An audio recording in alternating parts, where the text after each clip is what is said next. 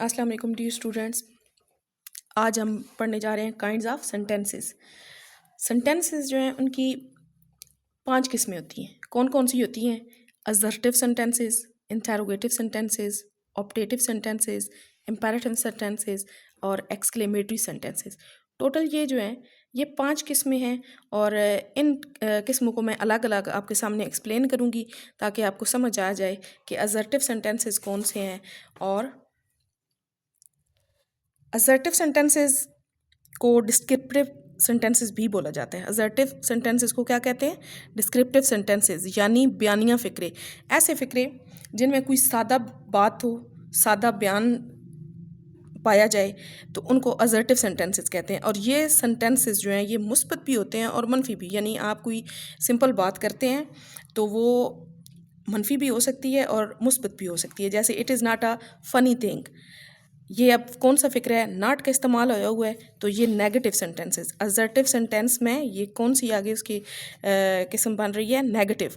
उसके बाद अगला फ़िक्रा देखें, आई लाइक मैंगोज़। अब ये एक मुस्बत बयान है, ये पॉजिटिव।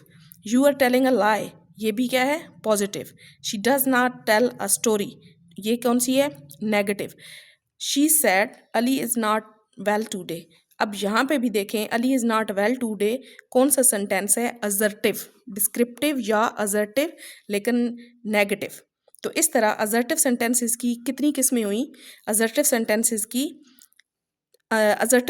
के अंदर 2 तरह के फ़िक्रे होते हैं, नेगेटिव और पॉजिटिव। अच्छा, नेक्स्ट जो सेंटेंसेस की किस्म है वो है इंट्रोगेटिव सेंटेंसेस, जिन्हें कहते हैं सवालिया फ़िक्र। इंट्रोगेशन के लिए इस्तेमाल होते हैं।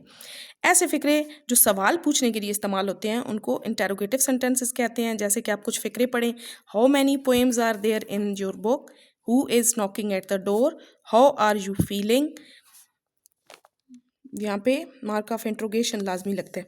What are you doing here, are you listening to me, will you buy some toys, have we done our duty. आपने नोट किया कि इन सब के एंड पे मार्क ऑफ इंट्रोगेशन है, क्वेश्चन मार्क है और इनके शुरू में इंट्रोगेटिव वर्ड आ रहे हैं।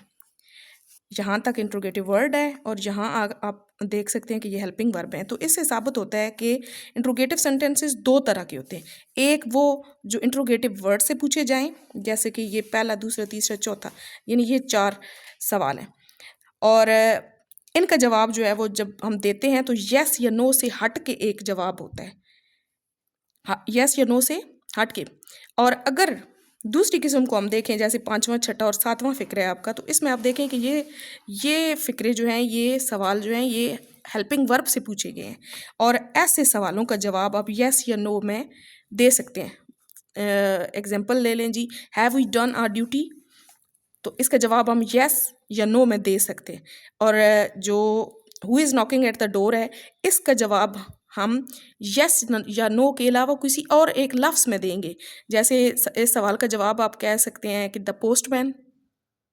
अब ये जो द पोस्टमैन है, बेशक ये 2 अल्फाज हैं लेकिन वो यस या नो से हट के हैं। तो इस तरह सवालों की 2 किस्में होंगी।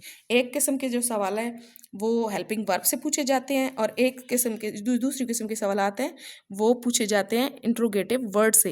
इंट्रोगेटिव वर्ड जैसे व्हाट, वेयर, विच, हुज, हुम, व्हाई वगैरह। और हेल्पिंग वर्ब कौन कौन से होते हैं? Was, is, will, has, do, does वगैरह।